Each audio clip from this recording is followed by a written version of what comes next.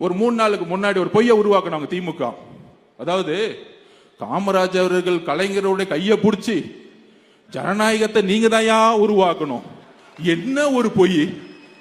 2 பேருமே உயிரோட இல்ல. அல்ல ஒரு கட்டமைக்கிறாங்க. அதாவது என்ன கட்டமைக்கிறாங்கன்னா திமுக காமராஜர் கலைஞருக்கே அவர்கிட்ட பொறுப்பை படைச்சிட்டு போயிட்டாராம். காங்கிரஸ் தோழர்களை ஒரே ஒரு வேலுசாமி அண்ணன் எந்திரிச்சு நின்று இன்னைக்கும் பேசிக்கிட்டு இருக்காரு. உண்மையா பேசிட்டு அடிச்சு வெளுக்கிறாரு. நான் இப்பதான் பாக்குறேன், ஒரே ஒரு காங்கிரஸ்காரர் தன்மானத்தோட வெளியே வந்து பேசிக்கிட்டு இருக்காரு. காங்கிரஸ் தோழர்களே, உங்களை உயிருடன் முழுகி கொண்டிருக்கிறார்கள் திமுக நம்பிக்கைகள். உங்களுடைய கொள்கை ஏன் காமராஜர் எழுத்தன்னா, என்னுடைய கொள்கை தலைவர் காமராஜர் அவர்கள். நீ அங்க தொட்டா நான் இங்க அடிப்பேன். ஞாபகம் வச்சுக்கோ. காமராஜர் தொட்டா காங்கிரஸ்கார வரான்னு இல்லையோ, தாவேக்கா வரும், டிவிக்கா வரும்டா. என்ன பொய்! ஆட்சி இருக்கு, பணம் இருக்கு, அதிகாரம் இருக்குன்னா பிஜேபிக்கு உங்களுக்கு என்ன வித்தியாசம், என்ன வேறுபாடு?